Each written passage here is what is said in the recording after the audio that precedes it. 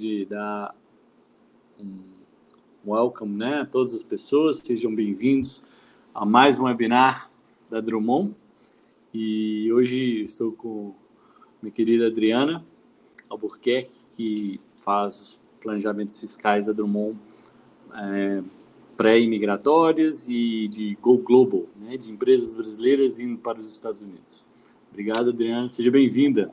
De nada. Obrigada a vocês aí pela participação. Todo mundo está me ouvindo bem? E tem um chat aqui, vamos ver se o pessoal tá... Quem tiver... Isso aí.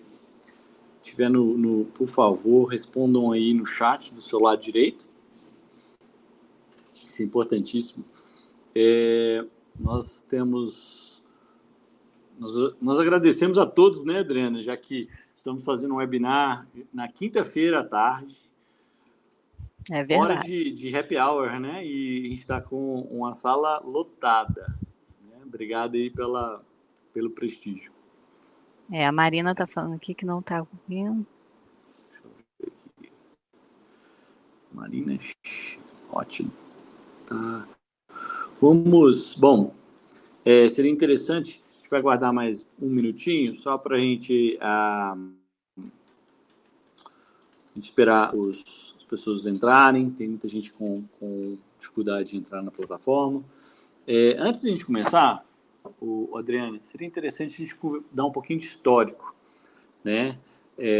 Por que a gente está fazendo esse webinar, né? Já que nós temos bastante dos nossos clientes têm transações offshores, né? Pelo fato do nosso background ser uma empresa de focar em cross-border transactions, né? Transações entre 2 ou 3 jurisdições, o fato de empresas terem empresas offshore acaba tendo um impacto direto, correto? No nosso business? Dá um pouquinho de história. Correto. O que acontece?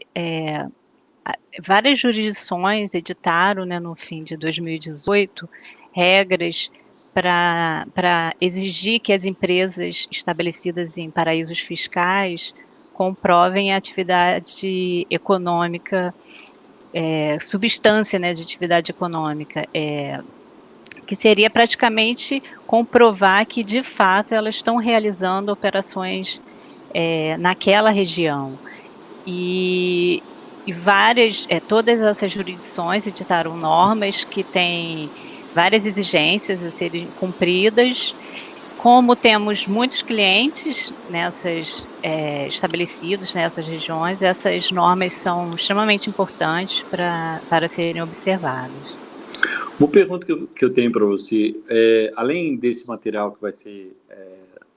as pessoas vão perguntar, vai ser distribuído o PPT, a apresentação. Além disso, nós estaremos também disponibilizando um white paper, né, sobre as modificações. Dentro desse white paper, que eu acredito que vai ser muito importante para todo mundo, quais são os offshores, quais são as jurisdições que nós estaremos trabalhando aqui nessa apresentação?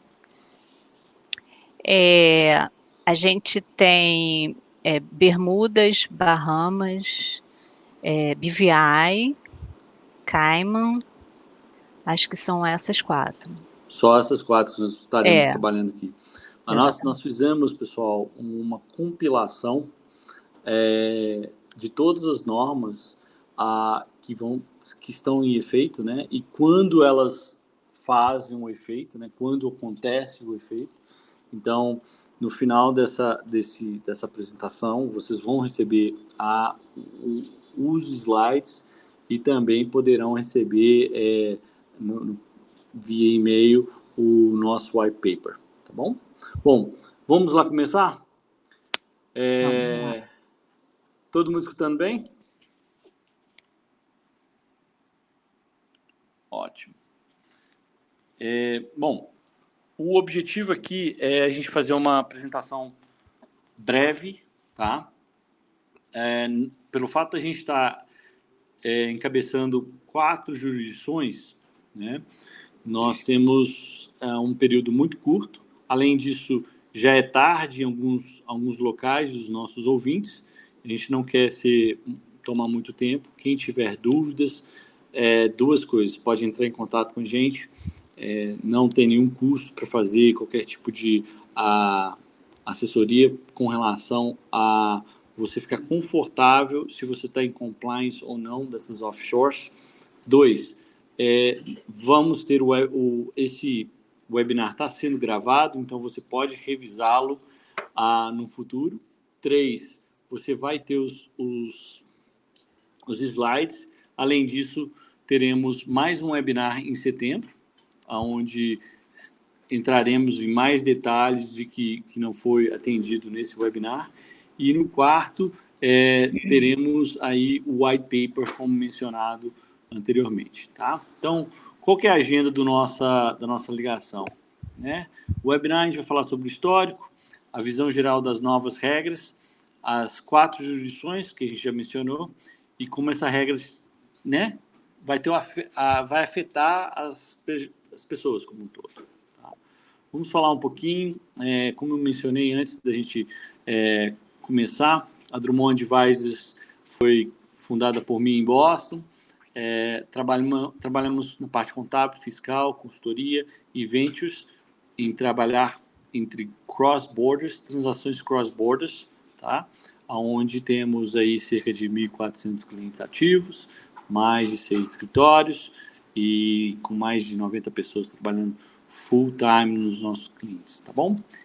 Eu acho que parte de você já conhece. Quem tiver dúvida também, por favor, entre em contato com a gente via telefone, e-mail, tá? E fique à vontade. Próximo ponto. Vamos falar um pouquinho dos históricos. Adriana, você quer explicar para a gente como que se deu essas mudanças nessas jurisdições? Então, com base no anúncio da OCDE, as jurisdições publicaram normas internas, né, com o objetivo de combater essas práticas fiscais nocivas. E como cada jurisdição observou a norma geral da OCDE, essas regras elas são praticamente parecidas. Tem detalhes de uma coisa e outra, mas as regras em geral obedecem sempre o mesmo critério. E essas regras começaram a vigorar agora em 2019 e elas visam o controle da atividade econômica substantiva das pessoas jurídicas. Então, pode passar para o próximo, Bruno? Claro. O próximo. Já falei mais ou menos isso. Então, o que acontece? As empresas estabelecidas nessas localidades offshore e que realizem atividades relevantes que são relacionadas, são em geral 9 atividades, elas têm que demonstrar a substância econômica das atividades por ela realizadas. E as atividades que são consideradas relevantes são essas elencadas na negócios bancários, seguradoras, administradoras, leasing, tem hold, transporte marítimo, propriedade intelectual. Agora, como demonstrar essa substância econômica? E as normas vieram justamente estabelecer critérios, requisitos que as empresas têm que observar para demonstrar a efetiva atividade realizada dentro daquele território. Tá, então vamos repetir aqui, só para que o nosso ouvinte possa entender. O que você está mencionando é o seguinte: a União Europeia forçou essas jurisdições a modificar as regras de substância e penalizar as empresas que estão localizadas lá quando essas regras de substância não estiverem de acordo, correto? Exatamente. E aí ela estabeleceu como que framework, né? Foi criado um framework e esse framework leva-se em consideração, a primeira coisa são as atividades consideradas como relevantes, correto? Correto. Pessoal, ficou claro nesse primeiro passo aqui? Vamos ver se o pessoal não está dormindo lá.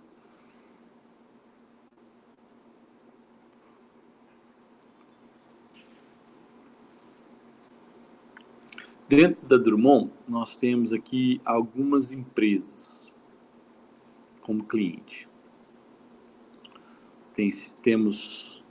vou pegar aqui. Desenhar. Nós temos negócios bancários, né? Temos seguradoras, administradores de fundos, holding company, negócios de propriedade intelectual. O que é negócio de propriedade intelectual? Uma empresa de software, por exemplo, tá? Finance and lease e headquarters. Okay? Ficou claro? Posso passar para o próximo slide, pessoal? Opa. Bom, a partir do momento que você identifique a característica de qual que é a atividade relevante do business, quais são os próximos passos, Adriana? Eu sei que muitos desses passos que nós temos aqui, nós englobamos, está englobado todos os 4 jurisdições, né? Que é Bahamas, Bermuda, Cayman e BVI, correto? Correto. Então, qual o objetivo o que a gente pode entender como atividade econômica substantiva, né? Então, assim, o objetivo é, de fato, comprovar a existência de requisitos que demonstram que a sociedade está capacitada para desenvolver os seus objetivos e negócios principais naquela localidade. E aí foram estabelecidos esses 3 requisitos. O primeiro deles, ele fala do teste, é um teste em que você deve comprovar que a entidade ela é dirigida e gerenciada naquela região, na jurisdição.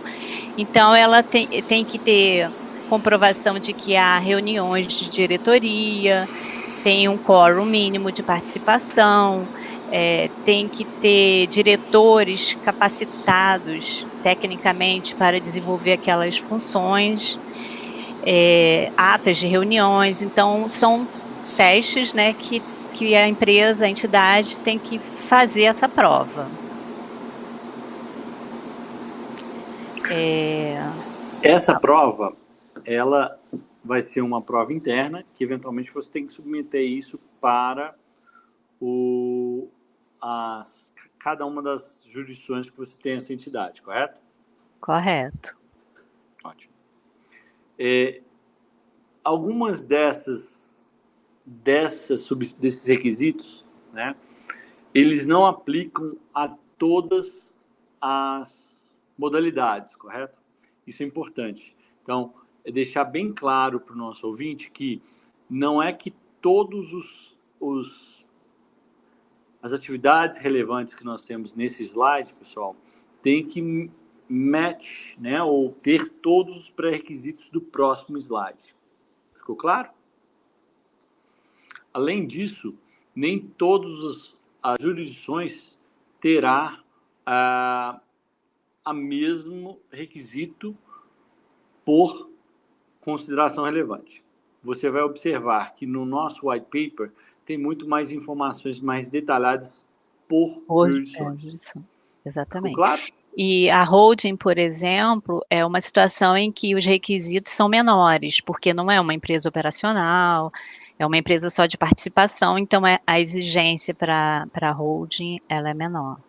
E a exigência por atividades relevantes vai ser também modificada de acordo com a jurisdição. Por exemplo, as exigências de BVI vão ser diferentes das exigências de Caymans e, eventualmente, de Bahamas e assim sendo. Certo? Ficou claro, pessoal? Por favor, respondem aqui para mim no chat. Ótimo. Então, aqui ficou um pouco, nesse slide ficou interessante, porque a gente define essas atividades relevantes, né? No nosso white paper, a gente vai definir todas as 8 ou 9 atividades relevantes, tá? Na verdade, são 9 atividades relevantes, que o primeiro exercício que você tem que fazer é revisar as atividades relevantes e verificar se as receitas e despesas estão atreladas a esses exemplos que o SIGA, né? Core Income Generating Activities, definiu. Tá bom? Ficou claro? Dúvidas, pessoal? Ninguém tem dúvidas?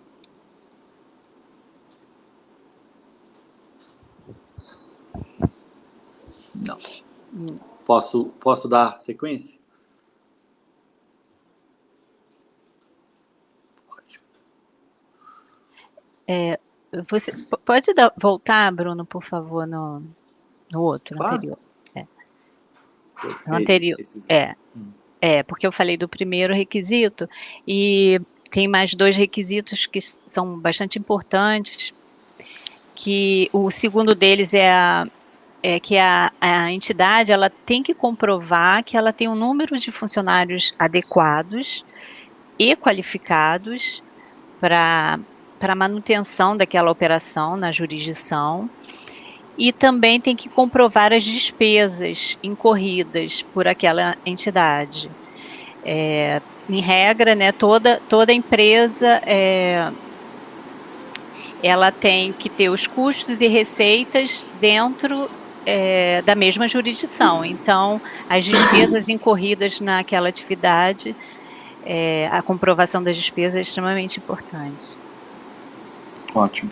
E aqui embaixo tem o Core Income, né? Generate Tests, que todos esses testes, no final do dia, você tem que fazer né? Você tem que submeter isso no final do ano para as jurisdições, correto, Adriano? Correto. E essa é a parte mais importante da comprovação, que é justamente você comprovar que a atividade que você está realizando, ela é uma atividade geradora de renda. E essa renda teria que estar eventualmente atrelada ao business que tem a substância como um todo, correto? Exatamente. Naquela região. Então, aqui como exemplo, a gente considerou essas 4 atividades relevantes e ao lado, quando a gente coloca como exemplo, são atividades que as empresas naquela região podem realizar, que estão conectadas. Elas não necessariamente precisa realizar a atividade principal, ela pode ser uma atividade subjacente, por exemplo, a propriedade intelectual, que é patente, know-how, marca registrada. Essa é a atividade propriamente dita, mas a atividade que estiver lá, ela também pode realizar outras operações estratégicas de gerenciamento do risco, controle do desenvolvimento, e não a atividade em si. Por exemplo, o banco, ele não precisa ser exatamente um banco. Então, esses exemplos de SIGAs, eles são importantes porque ele tem uma relação de atividades vinculada à atividade relevante. Deu para entender? Ótimo. Sim. Do meu lado, eu fiquei confortável. Vamos ver se a gente tem uma outra, se tem alguém com dúvidas. A atividade de holding não depende necessariamente de profissionais local, como indicado no quadro SIGA. Como isso funciona na prática? A contratação de um agente seria suficiente? Lucas, a atividade de holding, lembre-se que nós estamos falando de uma forma genérica aqui, tá? Então, é importante você entrar na informação de qual jurisdição que você está trabalhando. Pode ser que, de acordo com a sua jurisdição, e a gente vai ter no nosso white paper, um quadro onde você pode verificar se, de acordo com a sua jurisdição e com o tipo de holding, você está correto a não necessitar de uma contratação de um agente local. Tá? Dependendo da jurisdição, vamos dar um exemplo, Cayman, você vai precisar de ter um espaço físico e gestores para tomarem decisões para sua holding company naquele local. Tá? Depois eu posso mostrar claramente como funciona esse aspecto do white paper, já que aqui nós estamos dando o foco global, mas cada jurisdição pode ter um aspecto de compliance da holding. Então, o aspecto da holding para Cayman é de uma maneira, mas pode ser mais restrito. Para BVI pode ser mais leve. Tá? Então, o que vai acontecer nessas transações é que pode ser que hoje você tem uma empresa em Cayman e amanhã você vai ter que mover ela para BVI. Ou então você tem ela em BVI como uma holding e vai mover ela para Cayman como BVI, como uma holding também. Ficou claro? Vamos ver se...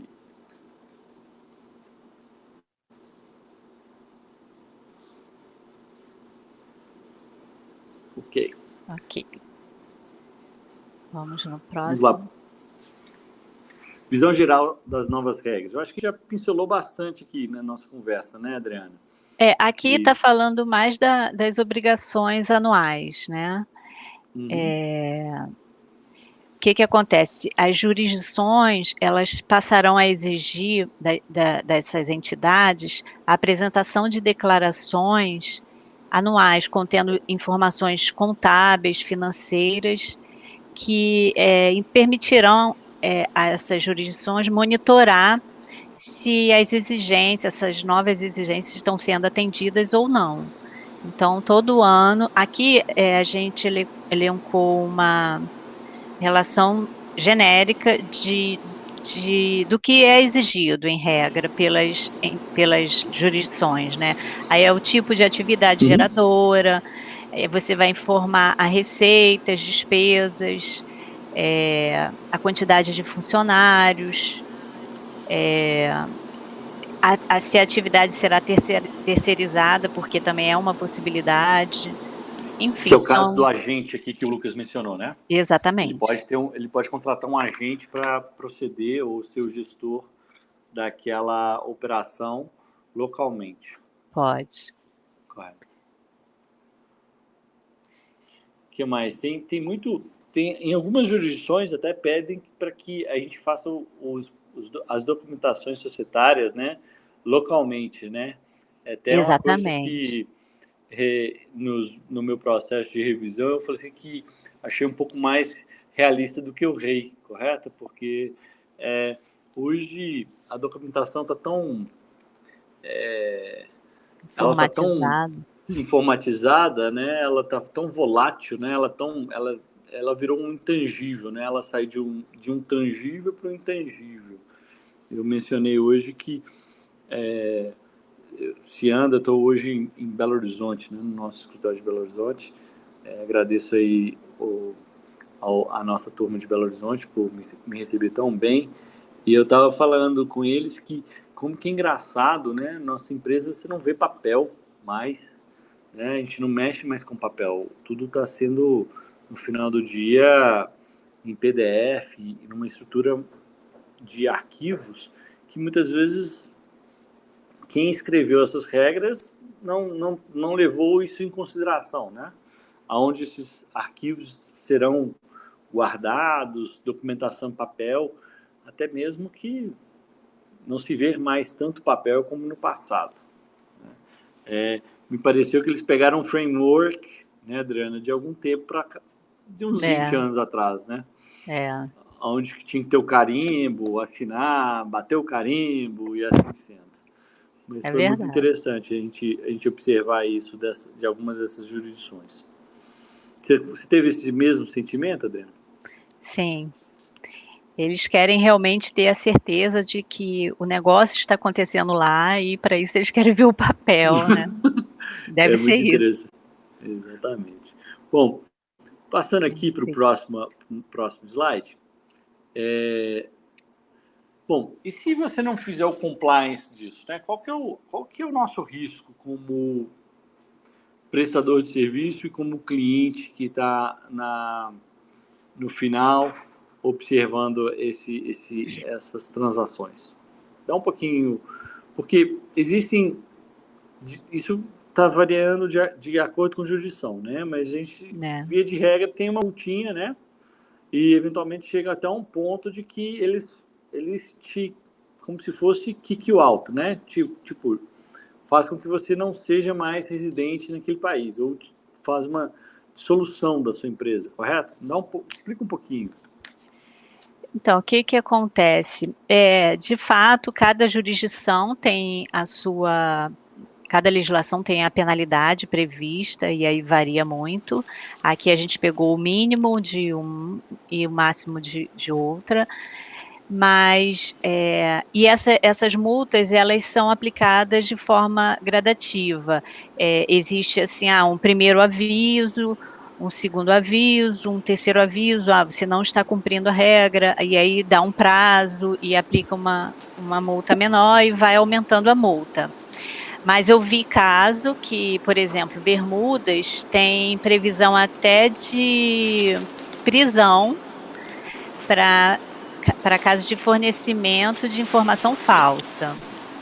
Então, aquela declaração que a gente viu que você deve prestar aquelas informações, aquela declaração é extremamente importante, porque se você fornecer informações falsas, no caso de Bermudas, tem a previsão de prisão.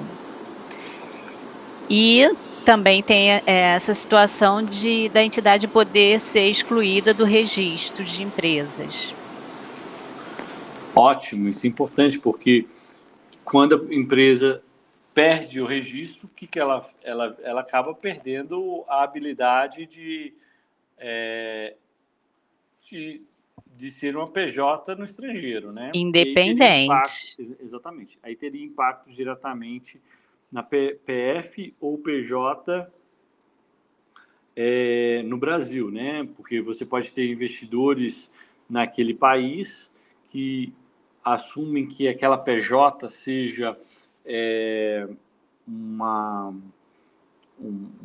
PJ independente, né? Independente, né, do seu shareholder ou do seu investidor, e ela não é. E aí todas as transações que essa PJ venha a ter, felizmente ou infelizmente, ela vai ter no final do dia um impacto no Brasil ou na jurisdição onde os sócios são residentes, né? Exatamente. Isso é interessante, hein? As pessoas não levam isso em consideração. Além disso, tem também os problemas que podem acontecer no Brasil, correto? Com relação a esse cenário de não compliance com a sua entidade lá fora, correto? Correto. Então, hoje em dia no Brasil, a fiscalização ela não tem recursos, ela é impedida de simplesmente desconsiderar a personalidade jurídica dessas empresas. Já teve caso, né, de autuação, mas que não o contribuinte ganhou, porque a administração tributária ela não pode simplesmente desconsiderar. Então, o que o Brasil costuma... O que faz o Brasil? Ele edita normas para inibir as operações com as empresas offshore, estabelecendo uma alíquota de imposto retido maior, regras de preço de transferência para se realizar atividades com essas empresas, mesmo que não tenha relação de interdependência, não seja uma empresa vinculada, tem várias regras para limitar. Mas o que é mais importante, que até o Bruno estava falando, é que na medida em que essas entidades sejam desconsideradas pela própria jurisdição, há a possibilidade da administração tributária, de onde fica a controladora,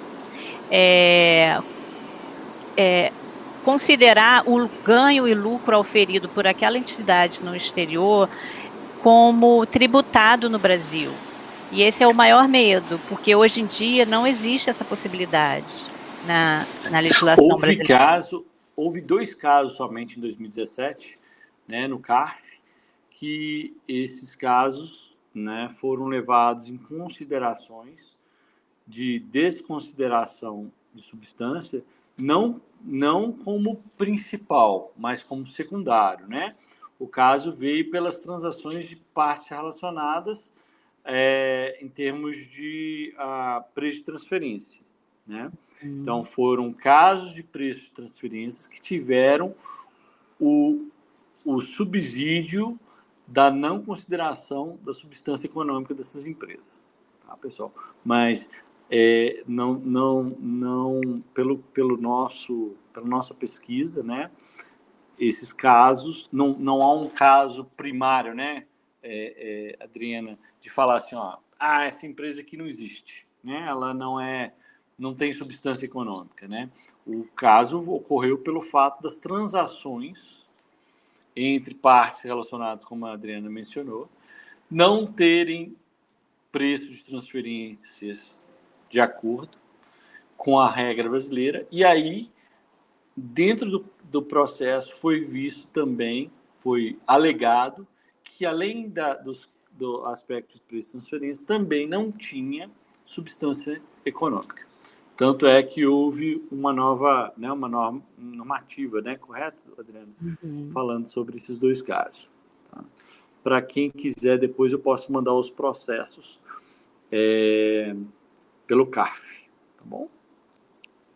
Dúvidas, pessoal, com relação a esse ponto?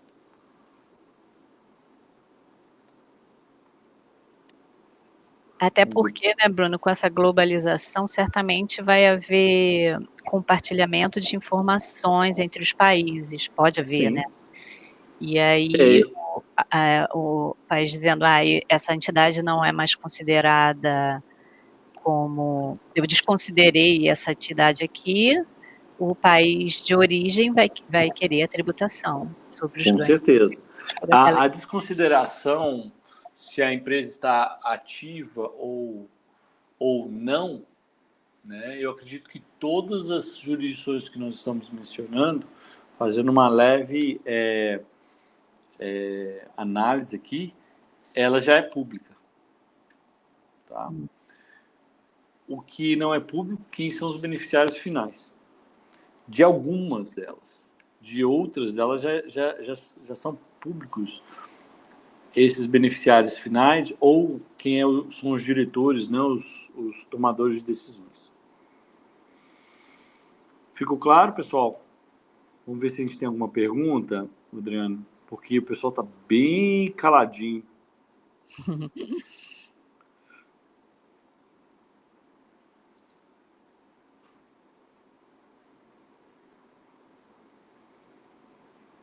Você quer... a pergunta do Bruno é interessante. Mas o Brasil exige requisitos específicos? Bom, de acordo... Você tem a normativa aí, né? Deixa eu pegar ela aqui. Só um instante, o Bruno. O que eu vejo, o tratamento diferenciado que a legislação brasileira tem em relação às empresas offshore são regras tipo a tributação do imposto de renda retido na fonte, em remessas de renda financeira, a alíquota não é 15%, como regra geral, vai ser 25%. Aplica-se o preço de transferência, mesmo que não tenha nenhuma vinculação. Os juros, a dedutibilidade dos juros e custo de despesas, você tem que cumprir várias regras para essa dedutívelidade. Então, em regra, a gente diz que, em regra, é indedutível. Então, são disposições específicas que a legislação brasileira trata essas entidades situadas em países com tributação favorecida. Agora, o efeito dessa nova norma de substância econômica, ele ainda não foi mensurado. A gente está colocando aqui que é uma possibilidade da legislação de haver essa desconsideração da personalidade jurídica que hoje não ocorre. A norma, né, a mais próxima, Bruno, da definição de atividade econômica substantiva é a Instrumento Normativa 1773 de 2007. Tá? Eu vou colocar aqui e eu vou explicar para vocês. Ela diz o seguinte: a definição para o termo atividade econômica substantiva para fins de identificação de regimes fiscais privilegiados, como sendo capacidade operacional apropriada para os seus fins, evidencia, entre outros fatores, pela exigência de empregados próprios qualificados em números suficientes e de instalações físicas adequadas para o exercício de gestão e efetiva tomada de decisões relativas. Tá? Muito parecida com que as novas regras da própria das offshores estão falando. Tá? Só para deixar aqui você na mesma página. Tá? Deixei aí escrito, tá? Através da norma 1773 de 2007. Essa norma está atrelada aos dois casos do CARF que eu mencionei mais cedo. Certo? Pessoal, no nosso webinar, nós estamos falando somente de Bermudas, Bahamas, Ilhas Virgens e Cayman, tá? Os outros, nós sabemos que houve mudanças nessas outras 3 ilhas ou offshores. Nós não fizemos análise para tal, mas caso algum de vocês tiverem empresas ou clientes nessas áreas, por favor, entre em contato que a gente poderá fazer uma análise mais profunda sobre essas 3 ilhas. Tá? Importante a gente ficar à vontade com relação a isso. Como nós já mencionamos, o último slide é como afeta, né? Então, se nós tem um aspecto financeiro, que todas essas novas offshores vão ter implicações de penalidades, contudo, e pode chegar, são penalidades que, em alguns casos, são materiais. 2, pode chegar a um valor, e as penalidades podem chegar a um valor da desconsideração jurídica dessas PJs no país de formação. Tá? E quando isso ocorrer, eventualmente, o país onde você, o cidadão ou o investidor for, né,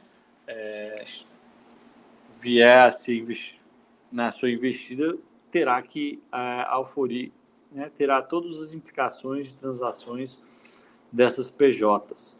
E, além disso, lembre-se que a não qualificação dessas empresas com good standing, com certeza vai fechar suas contas de bancos, aluguéis e todos os aspectos locais da sua PJ no offshore, certo? Bom, eu acho que a gente vai abrir para Q&A, perguntas e respostas. Ficamos aí à vontade para quem tiver a oportunidade. A gente sabe que é uma quinta-feira no final da tarde, todo mundo já deve estar contando os minutos para a gente fazer um happy hour, mas antes da gente ir, vamos abrir para perguntas e respostas e, além disso, deixar aqui lembrando que nós temos aqui um guia, né, para Go Global, que é um guia feito com a Drummond e o Select USA, de como fazer a sua internacionalização para os Estados Unidos da melhor maneira, sem menor dor de cabeça possível, tá bom? Deixamos aqui os nossos e-mails, tanto o meu e-mail quanto da Adriana. Por favor, entre em contato. Além disso, nos siga nas nossas redes sociais, LinkedIn, Facebook, Instagram e Twitter. Por favor, alguma pergunta, pessoal?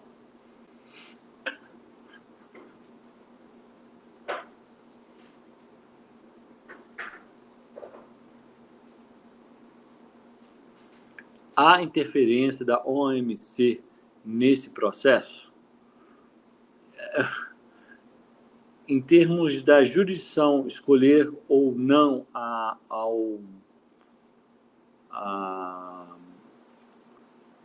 os requisitos da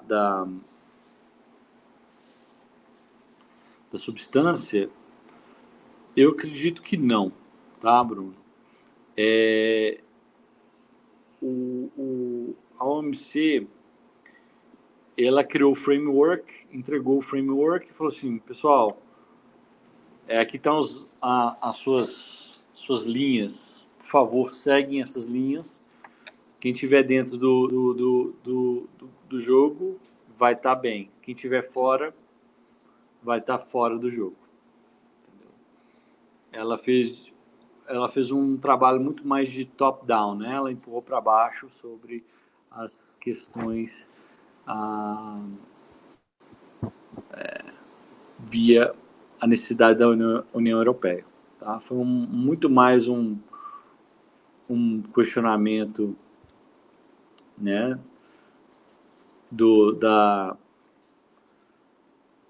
deles empurrarem o aspecto para baixo e não ficar gerenciando cada uma dessas ilhas. Até mesmo porque eles não têm jurisdição e não tem como forçar ninguém a fazer nada. Então, vamos uma pergunta aqui. Gostaria de confirmar o meu entendimento. Para empresas constituídas antes de 1º de janeiro, escolher quando seu período fiscal inicia. Porém, o período fiscal deverá iniciar até 30 de junho de 2019. O escritório será... Já que, para as empresas constituídas a partir de 1º de janeiro, o período fiscal iniciará na data de incorporação e terminar 12 meses depois, mas poderá ser indicado um período fiscal mais curto, por exemplo, terminar exatamente.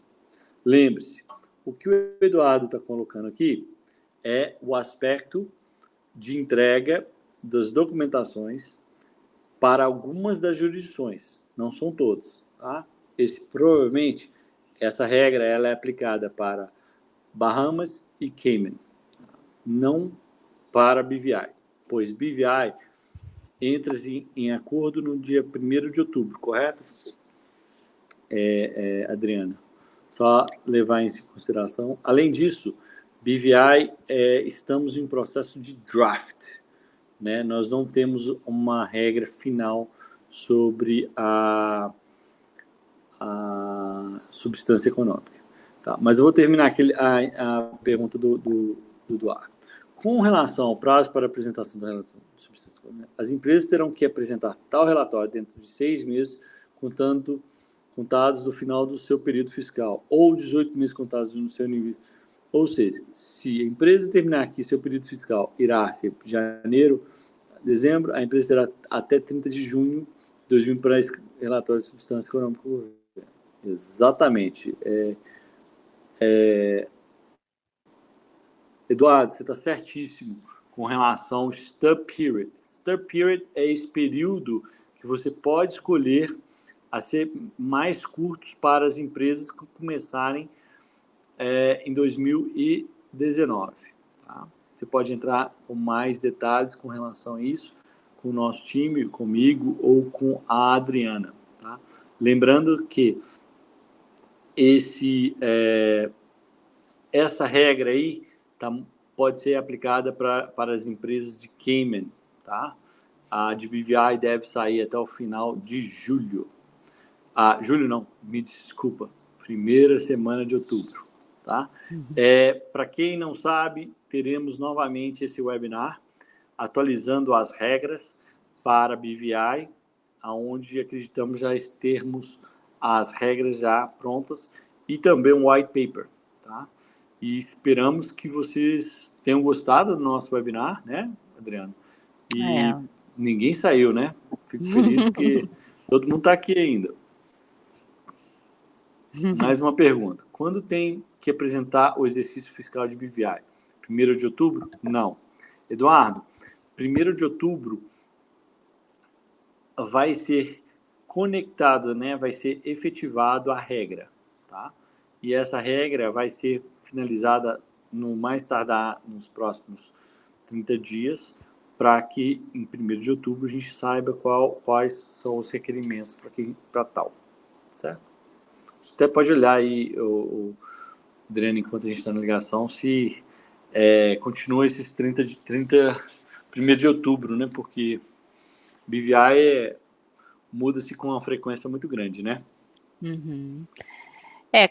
Cada jurisdição tem um período, tem um prazo, e tem que olhar realmente em cada uma regra. Exatamente.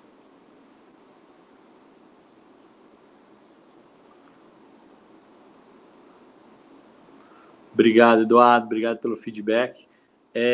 Quem tiver, por favor, antes da gente terminar o nosso webinar, vai ter uma opção de dar o seu feedback, tá? E esse feedback vai, com certeza, nos ajudar a melhorar e, eventualmente, teremos mais um webinar com detalhes sobre BVI e os próximos passos com relação a esses assuntos, tá? Deixe os seus feedbacks no nosso sessão de perguntas e respostas logo após o término do webinar, tá bom? Mais alguma pergunta, pessoal?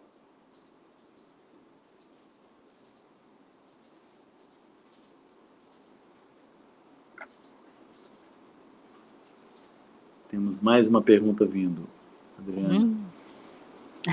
Ótimo, que ótimo. Obrigado a todos. Acho que o Lucas fez um comentário que acha que nenhuma empresa vai conseguir cumprir as regras, né, Lucas?